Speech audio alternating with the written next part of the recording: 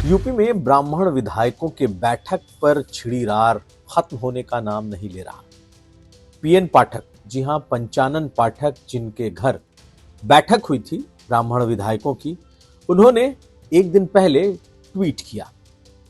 Tweet करके क्या लिखा ये बताएंगे और उसके मायने क्या है ये भी बताएंगे। लेकिन आखिर इस मीटिंग के 4 दिन बाद क्या पीएन पाठक ने प्रदेश अध्यक्ष की उठाई गए सवालों का जवाब दिया है? क्या उन्होंने ब्राह्मण एकजुटता पर जवाब दिया है? साथ साथ ये भी जानेंगे कि प्रदेश अध्यक्ष पंकज चौधरी ने जो कहा है, क्या ये ब्राह्मणों के अलावा दूसरों के लिए भी एक नसीहत है, ठाकुरों के लिए? इसलिए क्योंकि ठाकुरों की पंचायत ने 2024 में बीजेपी का गेम खराब किया था। इसका विश्लेषण आज का यूपी में। नमस्कार, मैं हूं कुमार अभिषेक, आप देख रहे हैं यूपी तक। हम हाजिर हैं अपना न्यूज शो आज का यूपी लेकर। तो सबसे पहले देखिए पीएन पाठक की ये सोशल मीडिया पोस्ट, एक्स का पोस्ट, ट्वीट जो उन्होंने किया है। उन्होंने जो ट्वीट किया है ये 29 दिसंबर को तकरीबन 2:42 पर उन्होंने ट्वीट पर चंद लाइनें लिखी। उन्होंने लिखा, जय श्री राम, जय सनातन, जय भाजपा। सनातन परंपरा में ब्राह्मण को समाज का मार्गदर्शक, विचारक और संतुलनकर्ता माना गया है। जहां ब्राह्मण एकत्र होता है वहां ज्ञान, विवेक और चिंतन का मंथन होता है। जो हिंदू अस्मिता को सशक्त बनाता है, उसका धर्म समाज को जोड़ना है, विभाजन नहीं। अगर इस ट्वीट को ध्यान से पढ़ेंगे तो इसमें से कुछ बातें निकलती हैं जो सीधे सीधे प्रदेश अध्यक्ष के सवालों का जवाब है। प्रदेश अध्यक्ष पंकज चौधरी ने इस बैठक को एक तरीके से ठीक नहीं माना था। उन्होंने नसीहत दी थी और आगे से ऐसी किसी बैठक को लेकर उन्होंने कहा था कि ऐसी कोई बैठक होनी नहीं चाहिए जिससे जातिवार बैठक की तरफ बढ़ता हो या उसकी बू आती हो। तो जो उन्होंने लिखा है उसमें आखिरी लाइन है, धर्म समाज को, ब्राह्मण का जो धर्म है वो समाज को जोड़ना है, विभाजन नहीं। यानी कि प्रदेश अध्यक्ष को लगता है कि इस बैठक से पार्टी के भीतर कोई विभाजन की रेखा खींच रही है, तो ये विभाजन नहीं है, जोड़ना है। एक जवाब ये। दूसरा, ब्राह्मण जहां एकत्र होता है वहां ज्ञान, विवेक और चिंतन का मंथन होता है। ज्ञान, विवेक और चिंतन का मंथन, यानी कि एक तरीके की ये मंथन बैठक थी ब्राह्मणों की। ये भी बात उन्होंने अपने इस ट्वीट से समझा दी है।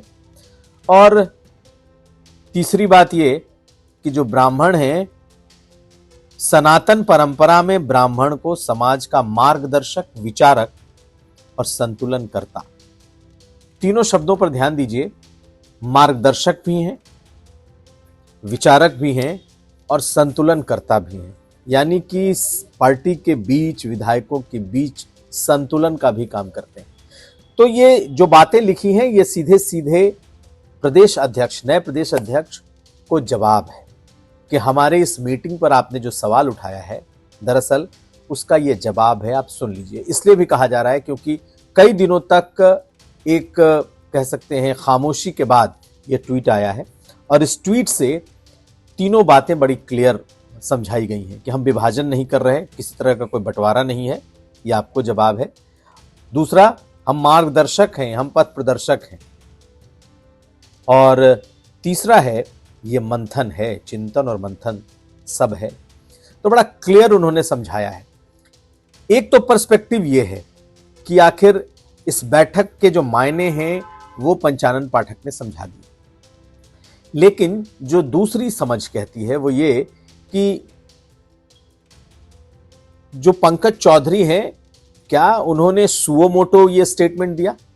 मान लिया एक बार उन्होंने बोल दिया, लेकिन जब दूसरी बार उन्होंने मथुरा में ये बात कही कि मैंने उन्हें एक तरीके से हल्की सी झाड़ भी लगाई है, तो इसका मतलब है कि 2 बार कोई अध्यक्ष अगर कह रहा है कि ये चीज ठीक नहीं है, इससे बचना है, तो सिर्फ नए अध्यक्ष के तौर पर उनके इस बयान को नहीं देखा जा सकता। कहीं ना कहीं ये मैंडेट शीर्ष नेतृत्व का है जिसे उन्होंने पहुंचाया है। यानी कि इस तरीके की बैठकों को नेतृत्व ने, यानी कि दिल्ली में बैठे जो शीर्ष नेतृत्व है, राष्ट्रीय अध्यक्ष से लेकर के प्रधानमंत्री मोदी, अमित शाह, ऐसे लोगों का ये मैसेज है जो कि नीचे तक पहुंचाया गया है। अब पंचानन पाठक ने 4 दिन के बाद जो ट्वीट किया है उसका मतलब ये निकाला जा सकता है कि उन्होंने भी शीर्ष नेतृत्व का रुख भांपा होगा या लोगों से बात की होगी, उसके बाद उन्होंने जवाब दिया है। लेकिन माना यह जा रहा है कि ये जो जवाब है, ये जो सवाल उठाया, ये जो पंकज चौधरी ने बातें कही, ये सिर्फ ब्राह्मणों के लिए नहीं कही। उन्होंने कहीं ना कहीं ब्राह्मण समाज को कहा उनकी बैठक को लेकर, लेकिन असल जो इसके पीछे का मकसद है कि दूसरी बिरादरियों के लोग अब ना बैठे, और खास करके ये एक मैसेजिंग ठाकुर समाज के लिए भी है। क्योंकि सबसे पहले अगर किसी ने कुटुंब बैठक की थी तो वो ठाकुर विधायक थे, जिन्होंने पिछले सत्र में, इनकी भी संख्या करीब 40-50 के आसपास थी, और उन्होंने अपनी कुटुंब बैठक की थी, और तब के प्रदेश अध्यक्ष ने एक शब्द तक नहीं कहा था, भूपेंद्र चौधरी। लेकिन नए प्रदेश अध्यक्ष ने न सिर्फ एक तरीके से यह दिखाया कि वो एक डिसिसिव प्रदेश अध्यक्ष है, यानी कि उनकी बातों का इकबाल होगा, वो जो कहेंगे संगठन और पार्टी उनके हिसाब से चलेगी, इस तरह के किसी बैठक को इजाजत नहीं दी जाएगी।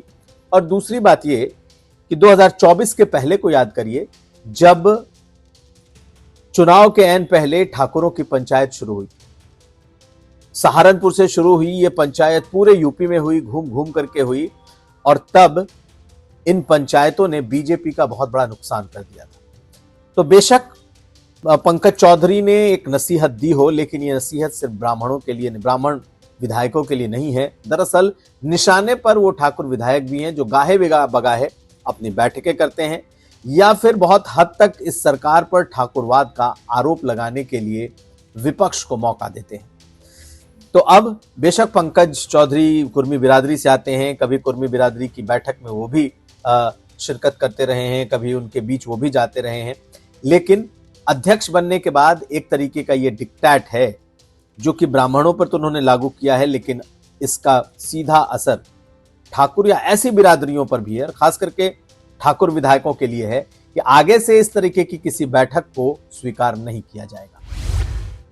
हालांकि जिस बात को पंकज चौधरी ने ब्राह्मण विधायकों के लिए कही थी, उनकी बातें सुनिए, और कुछ उसी बात को अगर आप देखें तो केशव प्रसाद मौर्य ने भी कही, लेकिन थोड़ा सा अंदाज में अंदाजा लग जाएगा कि इन दोनों नेताओं ने जो बातें कही हैं उसका आशय क्या है।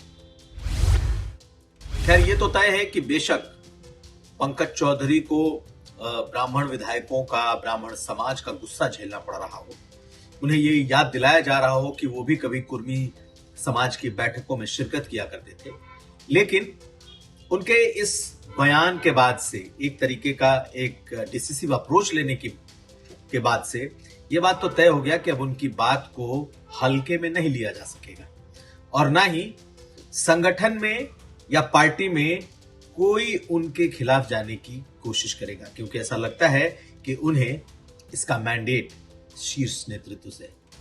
और आखिरी बात, पंकज चौधरी 1 बार 2 बार के कोई सांसद नहीं है, 7 बार के सांसद हैं, और जितने विधायक थे उन सबों से सीनियर है, 7 बार के सांसद, और 1991 में पहली बार सांसद बने। ऐसे में अनुभव उनका बहुत विशाल है, इसलिए कोई इनकी बात पर न तो उंगली उठा पाएगा और ना ही काट पाएगा।